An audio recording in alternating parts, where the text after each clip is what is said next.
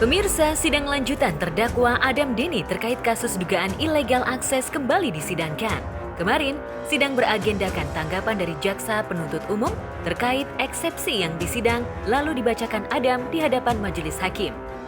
Namun sayangnya menurut Adam Denny dalam sidang tersebut, ada banyak kejanggalan yang membuat dirinya dirundung kebingungan. Dari mulai penyidikan yang dilakukan pihak Bareskrim, hingga semua rekening miliknya diblokir.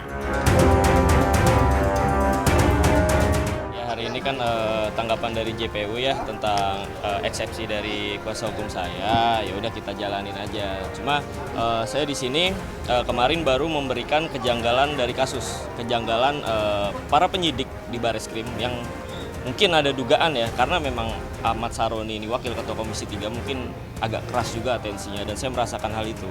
Dan ada satu hal yang belum saya beritahu, kejanggalan yang satu lagi, kasus saya kan undang-undang ITE. Semua rekening saya diblokir. Saya bukan pelaku tindak pidana pencucian uang, tapi semua rekening saya diblokir oleh penyidik saya dan sampai detik ini tidak bisa diakses. Itu kejanggalan yang kemarin pas saya sampaikan. Pemblokiran semua rekening itu dinilai kubu Adam Denny tak masuk akal. Apalagi Adam dijerat pada Undang-Undang ITE, bukan dugaan tindak pidana pencucian uang. Merasa dipojokkan dengan hukum yang dianggap tak wajar, Adam Denny pun kabarnya bakal melaporkan Ahmad Syahroni ke Komisi Anti Rasuah terkait dugaan adanya tindak pidana pencucian uang. Lantas, mengapa Adam Denny baru ingin melaporkan Syahroni ke KPK saat ini? Mengapa sebelum dicokok pihak berwajib, ia justru berselancar di media sosial sambil menyebar bukti-bukti dokumen Syahroni? Benarkah tindakan Adam Denny itu hanya untuk menakut-nakuti Syahroni untuk mengambil keuntungan? Seperti dugaan Syahroni saat hadir di siniar Deddy Corbuzier beberapa waktu lalu. Ya udah, saya siap aja melawan karena memang pasal yang disangkakan ke saya juga saya bingung ya. Karena data tersebut bukan data milik pribadi dari Ahmad Saroni. Data tersebut adalah data milik dari terdakwa kedua yang dikeluarkan oleh seorang akuntan yang digaji oleh terdakwa kedua. Akuntannya itu berada di Denmark. Makanya saya bingung, kok bisa saya disangkakan penyebaran data pribadi milik Ahmad Saroni? Milik pribadinya itu dari mana gitu. Makanya saya jalani, saya fight, yang pasti di dalam sel saya sehat, saya senang. Dan karena posisi saya di tahanan, yang akan melanjutkan perjuangan saya untuk melaporkan Ahmad Saroni ke KPK adalah lawyer saya. Saya sudah serahkan itu, kemungkinan perjuangan saya akan dilanjutkan karena apa yang kita punya, saya yakin dugaan penyalahgunaan jabatan itu ada dan dilakukan oleh saudara AS.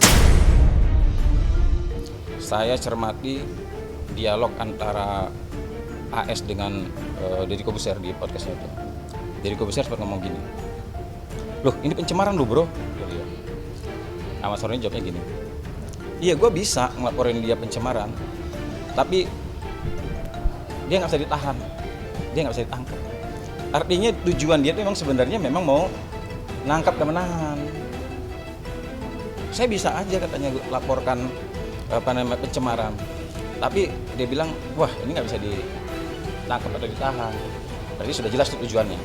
Tapi nggak apa-apa, itu keuntungan buat kami. Kenapa keuntungan buat kami? Karena seharusnya dakwaan itu pencemaran baik, tapi dijadikan pasal yang dia memilih pasal yang ancamannya 10 tahun. Dia pilih tuh ancamannya, wah ini yang berat nih, ancamannya 10 tahun. Tapi menurut kami justru menguntungkan. Kenapa? Karena kami bisa patahkan itu. Kami yakin bisa patahkan dakwaan penuntut umum itu karena apa? Karena dia tidak sesuai perkara yang sebenarnya apa, terus yang didakwakan apa. Nanti hari Senin saya akan berbicara terkait podcast hari Selasa ya. Hari Selasa saya akan berbicara terkait statement dia yang bilang bahwa saya memeras dia. Semua kronologi dari awal saya diajak ke Bali itu real. Nanti saya jelaskan di hari Selasa. Meski demikian, Adam Denny siap mengikuti semua rangkaian sidang dan siap menerima apapun hukuman yang bakal diterimanya. Namun yang membuatnya geram adalah perlakuan Syahroni kepada ibundanya Susiani. Ia tak habis pikir, bukannya mendapatkan perlakuan baik, justru sang bunda diusir saat menyambangi kediaman Syahroni di Jakarta Utara untuk meminta maaf. 2 kali Susiani mendatangi kediaman wakil rakyat RI itu untuk meminta maaf.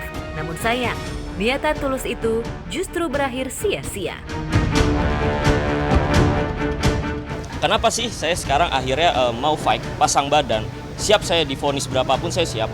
Karena memang ada dua alasan. Yang pertama, ibu saya meminta maaf langsung ke rumah Ahmad Saroni 2 kali, itu diusir.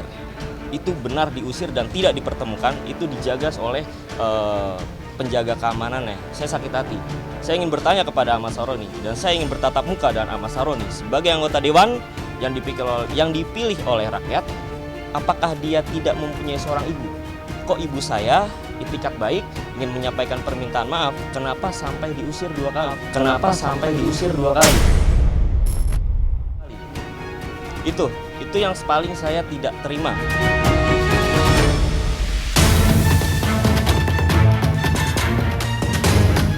Di tempat terpisah, Medina Zain sepertinya tak pernah sepi dari lilitan kasus hukum.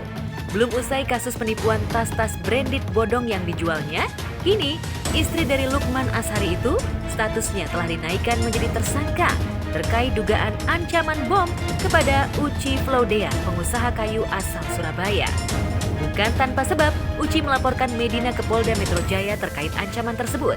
Berawal saat dirinya yang menjadi korban tas bodong branded yang dibelinya dari Medina sebanyak 9 buah. Namun sayangnya, niat ingin menyelesaikan masalah, justru Uci mendapat ancaman dari Medina. Pengancaman Pasal 27 ayat 4 Undang-Undang ITE dan Pasal 335 KUHP. Kaitannya adalah ketika klien saya berkomunikasi dengan tersangka MZ alias MS, yang mana kaitan komunikasinya mengenai tas palsu, dan hal tersebut sudah dilaporkan di Polrestabes Surabaya. Nah, dalam komunikasi tersebut ada ancaman di sana yang membuat klien saya merasa terancam sehingga membuat laporan polisi di Polda Metro Jaya. Aku lagi sama teman-teman media pengen ada bicara sedikit sama Mbak, boleh ya? Ya, saya merasa puas dengan kasus ini. Selama saya lakukan bulan Oktober sampai hari ini akhirnya bisa jadi tersangka. Saya terima kasih kepada bapak-bapak polisi.